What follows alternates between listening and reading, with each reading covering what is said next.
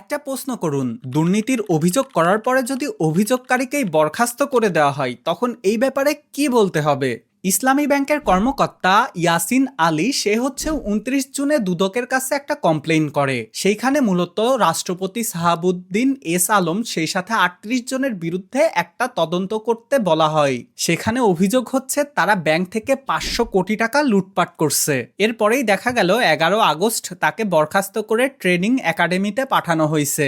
Head অফিসের বক্তব্য হচ্ছে হেড অফিসকে না জানিয়েই সে দুদকে কমপ্লেনটা করছে। কিন্তু এখানে আসতেছে প্রশ্ন, ব্যাংকের নথি বলতেছে তাকে হচ্ছে 26 জুলাই একটা দায়িত্ব দেওয়া হয়েছিল দুদকের সাথে কাজ করার জন্য, যদিও এই লিখিত ব্যাপারটা ছিল অন্য একটা বিষয়ের তদন্তের জন্য।